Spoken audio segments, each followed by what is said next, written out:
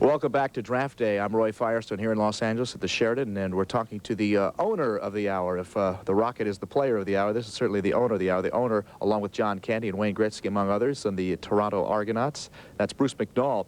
I want to ask you a little bit about the particulars of the deal, and you could, tap dance around it if you want. We hear $26.2 million up front.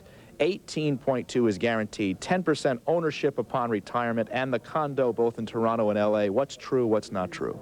No, no, no, and no. It's all not true? All not true. No, it's basically a deal in which his playing contract, that is his personal service contract with me, is $14 million guaranteed. He then has other guaranteed incentives that relate to promotional things and things like this that could bring it up to the 18-ish kind of level, or maybe even more. Frankly, he could earn a lot more than $26 million in theory if everything went wonderfully. If he did, I'd be doing very well myself. Let me do my part as the member of the skeptical, if not cynical, press, okay? The league almost folded a few years ago. There's just not that many fannies you can put in the seats in Toronto. There's no television deal as it stands right now. And this kid is injury prone. There's a lot of big question marks there. Well, for many of those reasons, the reason we did this deal, I'm somewhat of a risk taker, obviously, but at the same time, we do have a league that needed a little shot in the arm, and that's John and Wayne and myself, when we bought the team, said we've got to do some things to make it happen, and signing Rocket is one of those things. Sure, it's a risk, but you can put a lot of bodies in those seats in Toronto. It is a large facility. It's a wonderful place to play, and that's one of the reasons we could probably afford to go a little bit more on the limb than an NFL team could, just for the very reason that we have more available seats. Bruce, everybody and his brother figures that this is just a foray for you into the NFL. What can you tell us about that? No, I don't think that's a likelihood at all. Right now, under the regulations of the NFL, you can't have ownership in another team, sports team, if you are an NFL member. And since I own the Kings and I have no intention of selling, that's just not an opportunity for me.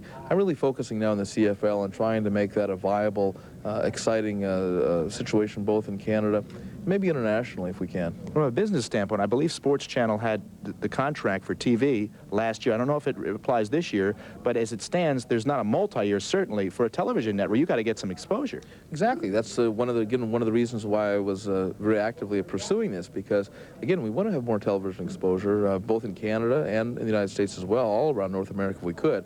And I need to expose this more, get more attention this way, and this is one of the ways of doing it. I think people want to see Rocket play and a lot of other great players up there. The Dallas Cowboys apparently were considering $3 million a year. You're way, way overspending that. Do you think perhaps you overpaid? You could have gotten him for less. No, it wasn't really a matter. The way it was structured wasn't really a matter of $3 million a year. Again, it's much more, we're in line with that. What I wanted to make certain was that he wasn't going to take a personal risk at coming to the CFL. That is, he would make about the same, maybe a shade more than what he would have made with an NFL team. And then give him the upside, if there's an upside. Let him, in a sense, gamble along with ourselves to see if, in fact, we could succeed. And if we do succeed, he can do very, very well. And if we don't, then he's at least not lost anything by coming to the CFL. You know, there are about 24 NFL owners who think you is a dirty word right now, not because they just lost Rocket for their league, but because you're going to drive the pay scale way through the roof. Have you any thoughts about that? Well, I think if they analyze it, they realize it's just not the facts. That signing Rocket has a unique opportunity for us in Toronto in the CFL.